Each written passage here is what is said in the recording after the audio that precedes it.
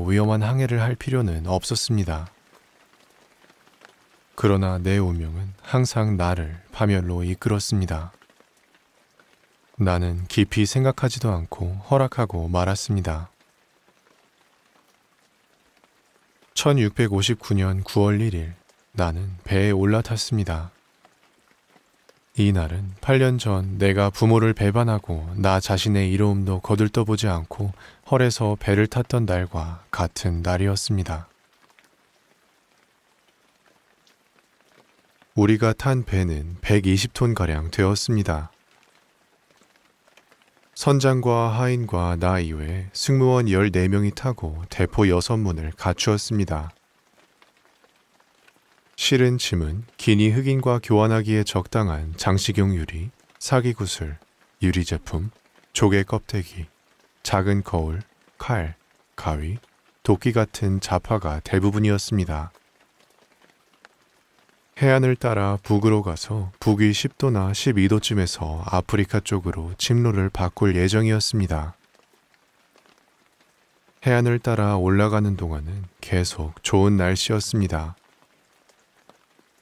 그러나 침로를 바꾸어서 12일 만에 적도를 넘어 북위 7도 22분 위치까지 갔을 때 벼랑간 큰 바람의 습격을 받았습니다. 처음 바람은 동남쪽에서 불어오다가 다시 북서쪽으로 바뀌더니 마지막에 북동쪽으로 바뀌었습니다.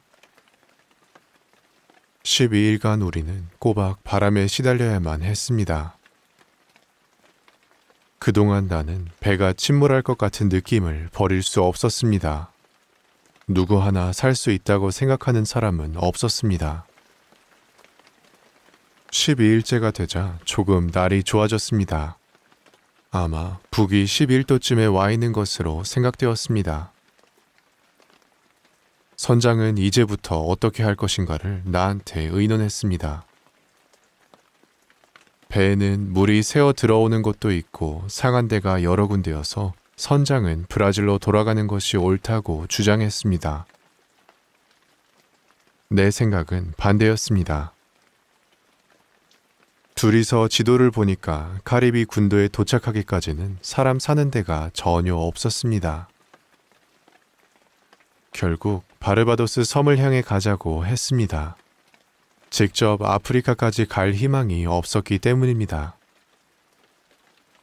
이렇게 작정하고 바르바도스 섬이나 어느 다른 영국 영토를 향할 생각으로 배를 북서 방향으로 몰았습니다. 북위 12도 18분 근처에 갔을 때 두 번째 무서운 풍랑이 일어났습니다. 우리는 또 서쪽으로 떼밀려 뱃길을 훨씬 벗어나 버렸습니다. 이렇게 되자 설사 가라앉지 않고 무사히 간다 하더라도 토인들의 밥이 되기가 십상이었습니다. 브라질에 돌아간다는 것은 도저히 바랄 수 없었습니다. 그런 걱정 속에 떠내려가고 있던 어느 날 이른 아침이었습니다. 승무원 하나가 육지가 보인다 하고 소리쳤습니다. 모두들 선실에서 뛰어나와 도대체 어떤 곳에 이르렀는가 두리번거렸습니다. 그때 배가 그만 긴 모래톱에 얹히고 말았습니다. 움직이지 않게 된 배 위에 파도가 덮쳐와 우리는 배 안으로 도망칠 수밖에 없었습니다. 우리는 당황하여 어찌할 바를 몰랐습니다.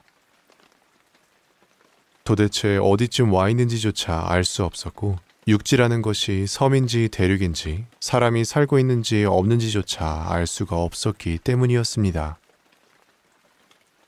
바람은 세차게 불고 있었습니다. 바람이 방향을 바꾸지 않는 한 배는 금방이라도 파도에 부서질 것 같았습니다. 우리는 배 안에서 서로 얼굴을 마주 쳐다보며 죽음을 각오하고 있을 수밖에 없었습니다. 다만 배가 생각보다 잘 견딘다는 것과 선장이 바람이 좀 약해지기 시작했다고 말한 것이 유일한 위로였습니다. 바람이 약해졌다고 하더라도 배가 모래톱 위에 얹혀 있으므로 다시 파도를 타고 나갈 희망은 거의 없으니 어떻게든 배에서 도망갈 궁리를 하지 않으면 안 되었습니다. 또 배가 언제 부서질지 모르는 일이었습니다. 우물쭈물하고 있을 수는 없었습니다.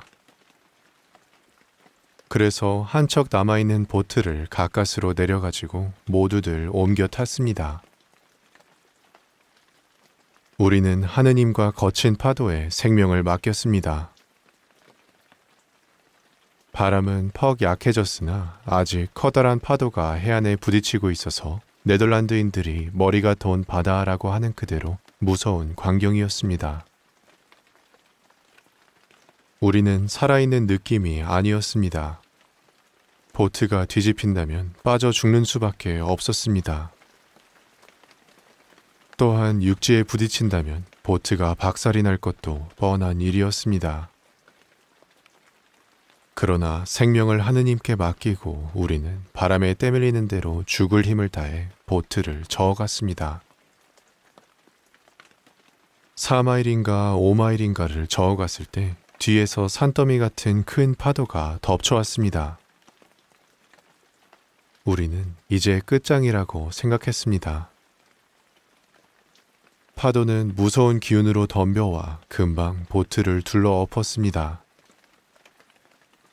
우리는 보트에서 내동댕이 쳐져 하느님을 찾을 새도 없이 파도 속에 말려 들어갔습니다. 나는 헤엄에는 자신이 있었으나 파도에 휘말려 숨을 쉴 수가 없었습니다.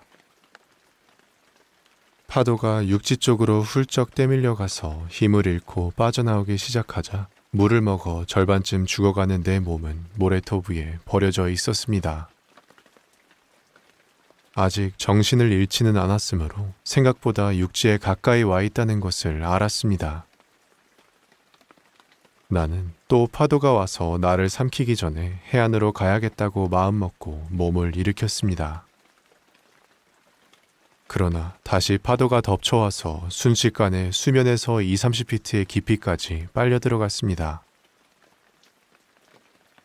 이제 더 이상 숨을 안 쉬고 견딜 수 없다고 느꼈을 때 몸이 떠올라 겨우 숨을 쉴 수가 있었습니다. 그것은 불과 2초가량의 사이였습니다. 또다시 끌려 들어갔으나 그동안은 숨을 쉬지 않고 있었습니다. 파도가 힘을 잃고 빠지기 시작하자 파도를 거슬러 헤엄쳐 갔습니다. 발이 땅에 닿는 순간 일어서서 해안 쪽을 향해 있는 힘을 다해 달렸습니다. 이 근방 해안은 모래사장이 길게 뻗쳐 있었습니다. 몇 번이나 뒤에서 덮치는 파도에 때밀려 그때마다 육지 쪽으로 옮겨지고 일어나서는 달리고 하기를 여러 차례 되풀이했습니다. 한 번은 바위에 내동댕이 쳐져 하마터면 죽을 뻔했으나 가까스로 해안에 도착할 수 있었습니다. 벼랑에 기어올라 풀 위에 앉았을 때 나는 참으로 말할 수 없는 기쁨을 느꼈습니다. 살아난 것을 마음속으로부터 하느님께 감사했습니다. 나는 해안을 걸어다니며 온몸을 움직여 살아났다는 것을 확인하려고 했습니다. 그러나 살아남은 것은 나 하나뿐 동료들은 모두 어떻게 되었는지 알 수 없었습니다. 다만 차양 달린 모자가 서너 개, 차양 없는 모자가 하나, 한 짝뿐인 구두가 2개 흘러와 있을 따름이었습니다. 나는 잠깐 동안 살아난 기쁨에 정신이 팔려 있었습니다. 그러나 곧 내가 어떤 곳에 와 있는지 이제부터 어떻게 해야 하는지를 생각하자 갑자기 기운이 쑥 빠지고 말았습니다. 이런 경우 살아남았다는 사실이 죽기보다 오히려 무섭다는 것을 깨달았습니다. 갈아입을 옷은 물론 먹을 것도 마실 것도 없었습니다. 굶어 죽든가 야수에게 잡아먹히든가 할 수밖에 없다고 생각했습니다. 무엇보다 한심한 것은 내가 아무런 무기도 가지고 있지 않다는 것이었습니다. 그때 내가 가지고 있었던 것은 작은 칼과 담배 파이프와 상자에 든 담배 조금뿐이었습니다. 이러다가 밤이 되어 맹수들이 먹이를 찾아 나온다면 나는 몸을 지킬 수가 없을 것입니다. 나는 정신 나간 사람처럼 그 근방을 돌아다녔습니다. 곁에 있는 일본 전나무같이 생긴 잎이 무성한 나무에 올라가서 밤을 새울 수밖에 없을 것 같았습니다. 달리 뾰족한 생각이 나지 않았습니다. 그때까지 아직 거기에서 살아갈 수 있는 희망은 전혀 보이지 않았으나 해안에서 200야드쯤 되는 곳에서 물을 발견할 수 있었으므로 조금 마음이 놓였습니다. 나는 물을 마시고 나서 배고픔을 참기 위해 담배를 조금 입에 넣었습니다. 그리고 나무 위에 올라가 몸을 지키기 위해서 짧은 가지를 잘라 옆에 놓고 잠들어도 떨어지지 않도록 주의하면서 드러누웠습니다. 이런 불안한 때인데도 불구하고 금방 잠이 들었습니다. 너무나 필요했기 때문이었습니다. 이튿날 아침 나는 참으로 기분 좋게 눈을 떴습니다. 하늘은 맑고 폭풍우도 멎었습니다. 바다도 전날 같지 않게 조용했습니다. 그런데 놀란 것은 밤중에 바닷물이 만조되어 배가 모래톱을 떠나서 내가 내동댕이 쳐졌던 바위 가까이까지 옮겨져 있는 것이었습니다. 해안에서 불과 1마일가량의 거리였습니다. 나는 필요한 물건을 가지러 배로 가야겠다고 생각했습니다. 바다는 완전히 조수가 빠져 배에서 4분의 1마일가량 되는 데까지 걸어갈 수 있었습니다. 거기까지 가서 나는 다시 슬퍼졌습니다. 만약 우리가 배를 떠나지 않았더라면 모두들 무사히 상륙할 수 있어서 혼자 남지 않아도 되었을 것입니다. 나는 눈물을 참을 수가 없었습니다. 그러나 어쩔 수 없는 노릇이었습니다. 나는 옷을 벗고 물로 뛰어들었습니다. 배가 얕은 데에 올려져 있어서 배전이 수면보다 훨씬 높았습니다. 손잡을 데가 없어서 올라가기가 쉽지 않았습니다.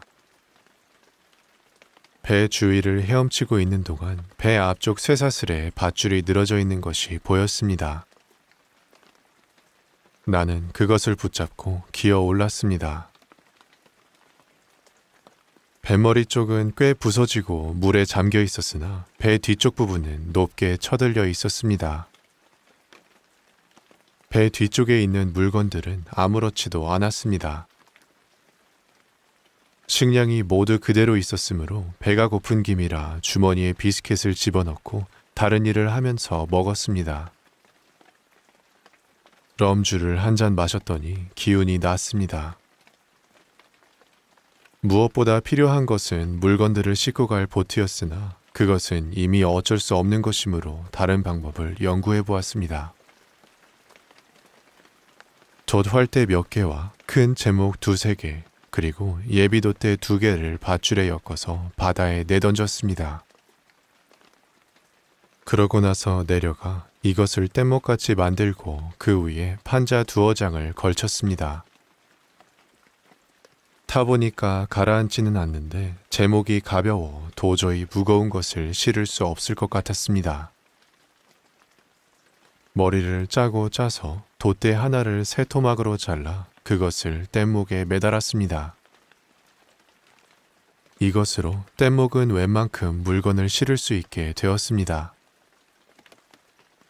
이제는 무엇을 싣느냐는 것과 실은 물건을 튀는 물방울에 젖지 않게 하는 방법이 문제였습니다. 우선 승무원들이 사용하던 상자를 3개 내렸습니다. 그러기에 앞서 나는 그 속을 비우고 대신 빵, 쌀, 치즈 덩어리 3개, 말린 양고기 덩어리 5개, 그리고 곡식들을 집어넣었습니다. 곡식은 밀과 보리였는데 대부분 쥐들이 휘저어놓아 나는 몹시 실망했습니다. 술 종류는 감로주를 합쳐서 5, 6상자가 되고 또 포도주가 5, 6갤런이 있었는데 이것도 따로 실었습니다. 그때쯤부터 조수가 밀려 들어왔습니다. 어느새 모래 위에 벗어둔 저고리와 셔츠가 물결에 떠내려가고 있었습니다. 옷이 떠내려가는 것을 보고 나는 옷도 당장 필요한 만큼만 가져가기로 했습니다. 또 구석구석 뒤져서 목수 연장통을 찾아냈습니다. 그것은 배에 가득한 금덩어리보다도 훨씬 소중한 것이었습니다.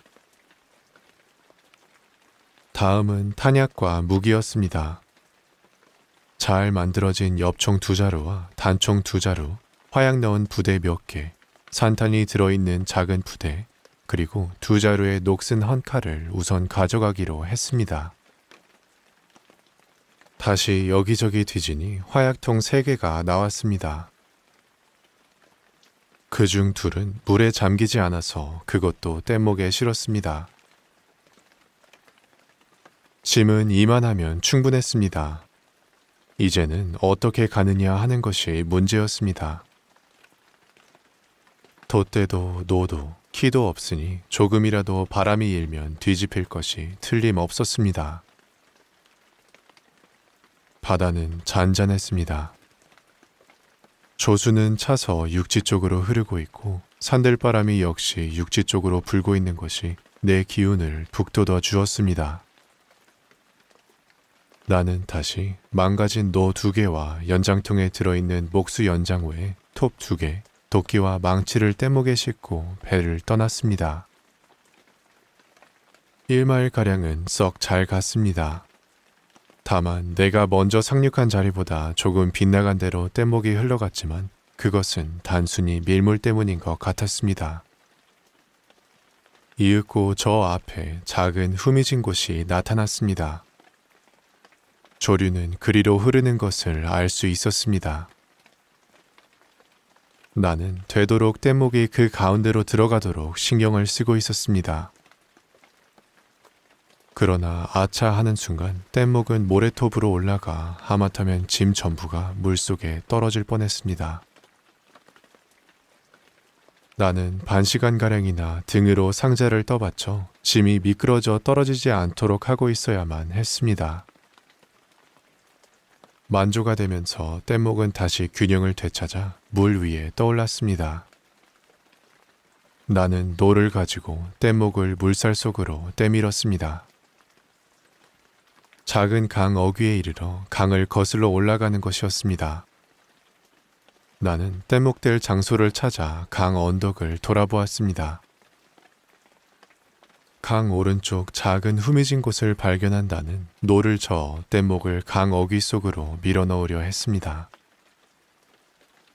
몇 번이나 짐들이 떨어질 뻔했으나 그때마다 가까스로 뗏목을 바로 잡았습니다. 나중에는 망가진 노 2자루를 뗏목 양쪽에 꽂아 뗏목이 흘러내려가지 않도록 해놓았습니다. 조수가 빠진 다음에 뗏목이 거기에 담기를 기다리기로 한 것입니다. 다음의 일은 그 근처를 돌아보고 배에서 가지고 온 물건들을 챙겨 넣어둘 곳과 앞으로 내가 살 곳을 찾는